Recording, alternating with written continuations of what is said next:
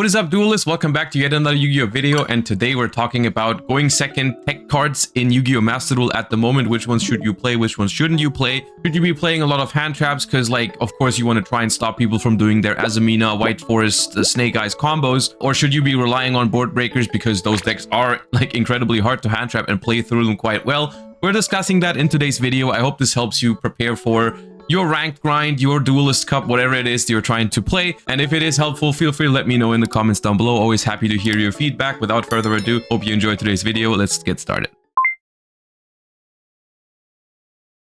We're gonna talk about hand traps and board breakers and which ones are well positioned right now and which ones you want to focus on. Right off the bat, I want to say we're going to definitely favor hand traps at the moment, unless you're playing specifically a board breaker deck, which is just the nature of the combo decks in Master Duel being incredibly strong at the moment, which just makes it so that every single slot in your deck that you give to a board breaker is something that could be a hand trap, stopping your opponent from doing incredibly crazy things. We're gonna talk about that. I think it's clear to everybody that hand traps have a pretty high priority in the game right now, so we're gonna start by covering some of those, and we're going to we're talking about like some other board breakers in case you want to try a board breaker approach. So I'll just say it right now, the highest priority in Master Duel right now is these two, because these are the only two cards that will consistently stop Snake Eye and White Forest and yugioh from doing their thing when you're going second. Every other hand trap here, except for maybe sometimes Droll and Lockbird, requires you to draw like 2 or 3 hand traps to consistently stop them. The only cards that really do it are these two. You need to focus on playing these cards in your deck. Even the decks that don't really have a use for Fuvalos when they're going first are playing the card right now because of how important it is. So those are kind of like your game winners when you're going second. Like, so much revolves around these cards. When you go first, you want to draw outs to them. When you go second, you want to resolve them. So, and this is also the only reason I think, in my opinion, why Ash Blossom is a high priority hand trap right now, is if you're playing combo decks, you're always going to play Ash Blossom because it negates the other two. Defensively, when you're going second, Ash Blossom is not that crazy. You know, it's good if you pair it with another card. It's actually pretty neat, but it doesn't feel good to only draw Ash Blossom right now. And then the other one I wanted to bring up here is Droll and Lockbird. I'm just not a huge fan of Droll and Lockbird, but it is just the next best option when we are looking at blowout hand traps that could be enough when you draw them on their own. It's never a great sign about a format when Droll and Lockbird is like the thing you're leaning towards in your main deck, because like you need an answer to the stuff. There is no other card that will stop a good White Forest combo hand or a good Snake Eye combo hand more reliably than Droll and Lockbird if we're already playing Maxi and Fuva. And that is, I think, what you're trying to prioritize here in your hand trap slots is the high impact ones. And that leaves, honestly, everything else, even cards like Valor and Imperm, I think they're solid cards. And a lot of decks will want more than just the ones up here because the format just calls for more hand traps. And then we're talking about like Imperm and Valor still being very good cards. You know, they're still very, very solid, but they are not your highest priority. And they are also not the highest quality. If you just draw one Imperm and you're going second, you're basically gambling. You're just comparing hands at that point. Your opponent does a thing, you Imperm it. If they have the extender, you're screwed. If they don't have the extender, they just pass the turn. It's never a great feeling to rely on just those. That being said, there is a couple more of those. So if you are playing a deck with a lot of hand traps, suddenly they start becoming pretty efficient. Like if you add Ghost Ogre and Snow Rabbit to the mix, which I'm actually a huge fan of at the moment. Very good card against Azamina because you can hit Deception. Very good cards against Millennium too because you can hit the Sengenjin or the Golem, whichever one they start with. Really valuable. Also covers some of the more rogue-ish decks. It feels crazy to call them rogue. They're not really rogue, but they're not as common as like the Snake Eye decks. But like hitting Sangan Summoning sometimes. Against yugioh, you have some decent targets. Against Exodia decks, you have decent targets. It's pretty good. I do think Ghost Ogre is one of my higher priority cards if I am playing a deck with a lot of hand. And then we've got a little bit of a sleeper pick that I wanted to bring up. It's not that much of a sleeper pick anymore. I've been talking about it in past videos already. I think Retaliating Sea is a pretty solid card right now. A week or two ago, I would have put Retaliating Sea probably in high priority. I was a huge fan of this card right when Azamina came out and everyone was playing the Azamina version of Snake Eye. I would have recommended Retaliating Sea as a hand trap in almost every deck. right now, a little weird thing that happened is the fact that people are gravitating towards the Millennium version of Snake Eyes. They're using the Millennium cards to get their combo started and also sometimes make Photon Lord if they already have the combo. And against that version, Retaliating Sea is not as good because you don't have the Azamina cards in there to really counter. Now, the Azamina cards are still popular. People are still playing them. Overall, I think it's a little bit more shaky with Retaliating Sea though. So I'm still going to throw it in solid. It's a card that I really like in the right matchups. If you're playing against Azamina, the card is phenomenal. Even if you're playing the non-Azamina versions of Snake Eyes, you can still sometimes catch them off guard on original Sinful Spoils. So that's what I like about Retaliating Sea. The other thing you have to understand about it though is that it is going to be very weak into matchups that are not combo. Does nothing into basically nothing against Tenpai, any sort of Exodia deck or something. Very, very non-flexible card in that sense. It's a very targeted card at Azamina and Snake Eye combo piles. So yeah. Then we have got Nibiru, which I think is not bad. For me, it's between solid, like very bottom of solid, or only good in specific decks. Nibiru, I think, is only good in a niche scenario, which is when you have a lot of other hand traps to pair it with. If you play a deck that already plays Maxi, Fuva, Ash, Droll, Imperm, Veiler, and you have room for even more hand traps, then is when you can start considering Nibiru. Because the unfortunate thing about Nibiru is that if it's your only hand trap against any of the combo decks, it will not do anything if your opponent knows remotely what they're doing. And that is true for Snake Eye, White Forest, and Yubel. Doesn't matter if it's Azamina or if it's Millennium or any of that. So in specific decks, I mean, like if you're playing a lot of hand traps, you could be looking at Nibiru. But then again, it's also similar to Retaliating Sea. It's also pretty bad into stuff like Tenpai or Exodia most of the time. So it's not only do you have to draw it with two other hand traps together basically to make sure it's good, you also need to be playing into specific matchups. So that's why I'm not putting Nibiru as high as people maybe expect it to be in a hand trap format. Next up, we've got some cards that I think are also kind of like that. Like I think Mourner, Bell, and something like DD Crow are all viable cards at the moment. They all have their targets and they all have their moments. DD Crow's main benefit is the fact that it's better than Abystial against Tenpai, which is sometimes neat, but it still hits, you know, your Fiendsmith cards and everything. I like those cards. I think they're good, but the reason why I'm putting them only good in specific decks is because you only play those as like your hand traps number 20 plus, right? Like I played them in the only hand trap deck that we played a week or two ago. In that deck, they're pretty good. They're fine. If your deck is a normal Yu-Gi-Oh deck that has room for anywhere between, I don't know, 12 to 18 hand traps, let's say, I don't think these will make the cut, but they have neat applications. You know, Ghost Mourner covers the Bellstar extender. It covers the sequence sometimes. Bell covers the Hollowed Azamina Chain Wanted play pretty well. And DD Crow is just overall solid against Fiendsmith stuff, but they don't have a very high priority in deck.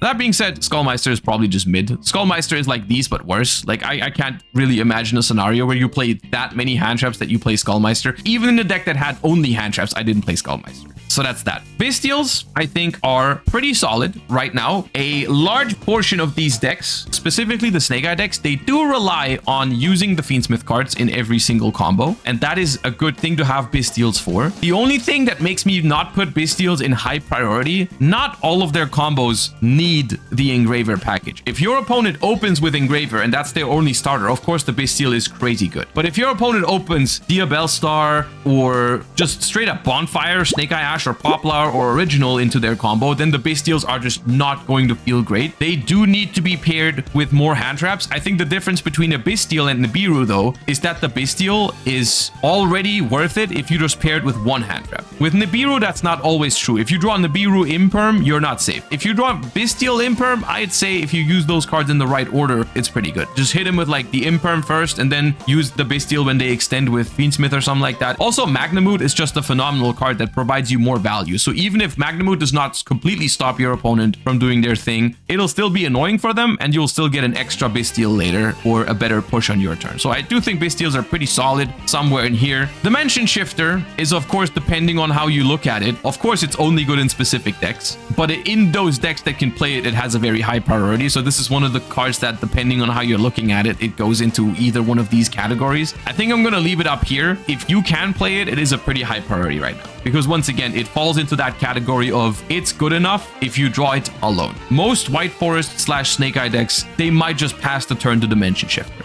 If you draw the Millennium cards, you can maybe pay 4,000 life points to make a Photon Lord against it or something. But for the most part, decks will pass to Dimension Shifter right now. Purulia, only good in specific decks right now. Not nearly as impactful compared to Molcharmi Fuvalos. When I say specific decks, it's basically Blind Second. If you're playing Blind Second Tenpai, this card is solid. It's good. And you should probably play it because it will consistently give you... I mean, it'll usually give you at least 1 draw, but often 2, sometimes 3, which is already good enough. But it is not nearly comparable to the power of Fuva. Phantasme, I'll throw that here at the very bottom of that category. I did play 3 of this in my hand traps only deck, and I really liked it. But then the problem was that it doesn't actually stop anything. So it's only good if you draw into more hand traps, which is why it's only good in specific decks that have a lot of hand traps. And it also is only good in some matchups. Fiendsmith is everywhere, so you are still going to be able to use Phantasme in like, I don't know, 80% of your matchups or something. But whenever the Tenpai rolls around, the Exodia rolls around, like you're going to feel miserable about having Phantasme in your deck. I think at this point, it's just going to be a decision between you shouldn't be playing like Retaliating, Nibiru, and Phantasme, even if you're playing a lot of hand traps, because then you're going to play against Tenpai and it's going to be miserable. I think that's where you have to like decide which of these you prefer over the others, because you shouldn't play all of them, I don't think. But Phantasme on its own is pretty solid. And then we've got Gamma, which I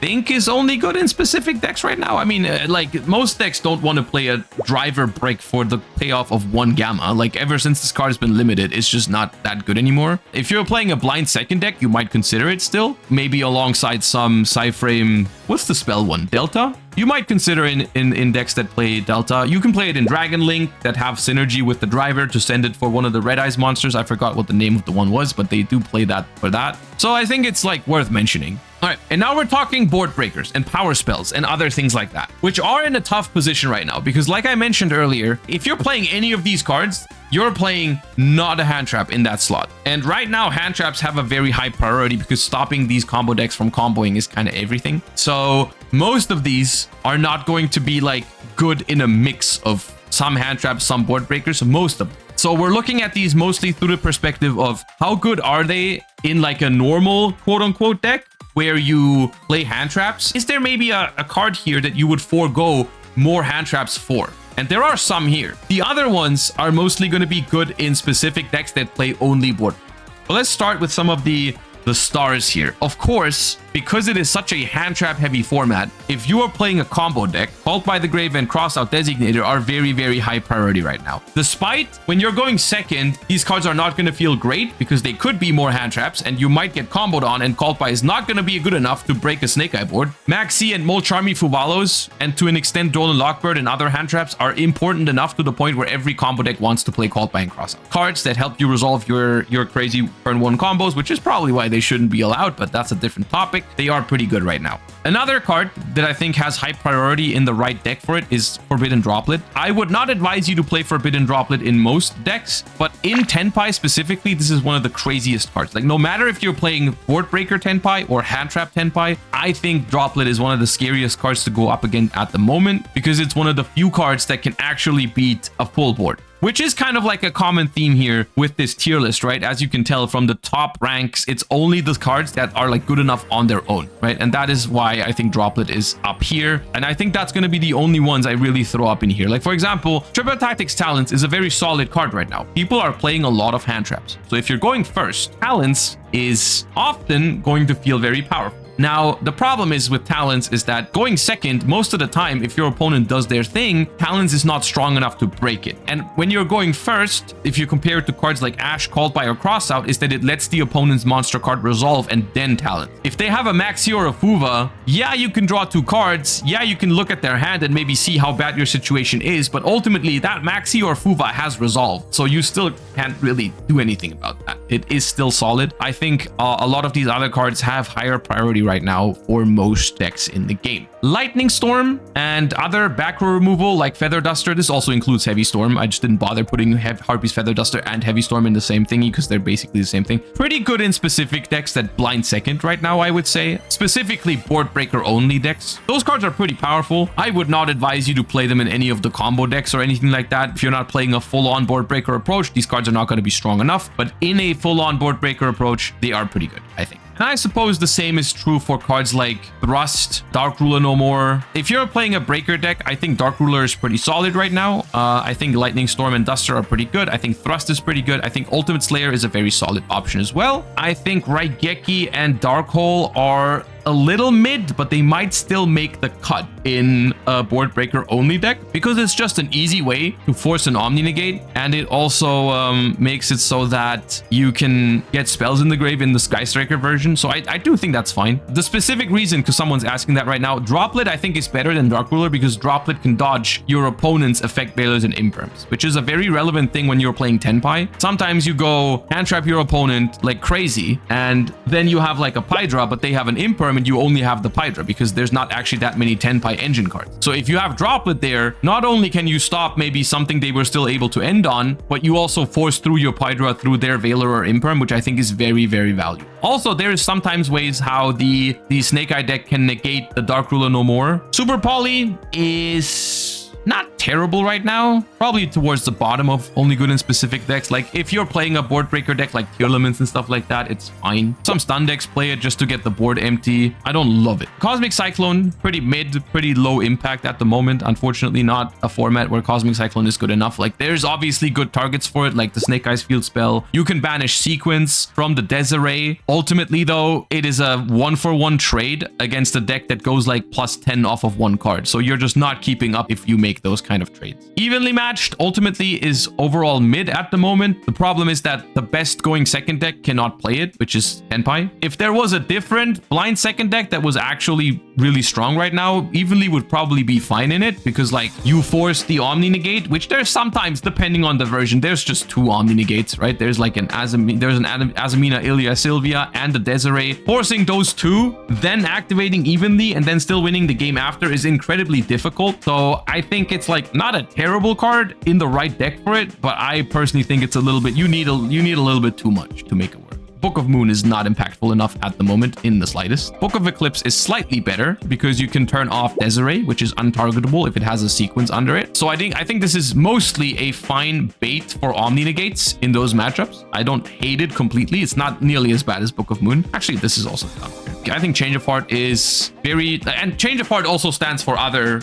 you know, let me steal your thing like Mind Control or Snatch Steal or whatever, because Change of Heart is just the best one. So I'm using that as like the poster for the category. I think Change of Heart is not great right now. Might even be down here because like the Desiree is not targetable, which is the thing that you care about the most. Lava Golem and Sphere Mode are what we're finishing with. I'm gonna put these at the bottom of this category because right now I cannot think of a deck that can really use those cards. In a hypothetical world where you could use those cards in your deck and you don't care about it, they are not bad. Especially Sphere Mode is like one of the cards that could be good enough on its own if you play the right deck for it, but most decks at the moment can't play them, so they're not better than that. And that's basically where we're at with Master Duel right now. I hope this helps people prepare for the Duelist Cup. I feel like I am just reciting the obvious here, but I still wanted to give my impression of where these cards are at the moment. Of course, it is very clear that the focus right now is on hand traps, right? I think the overarching like consensus on this format is that when these decks pop off, they are pretty much unbeatable. So the main focus for everybody is just on preventing them from doing that. Nonetheless, let me know what you think of the list. Let me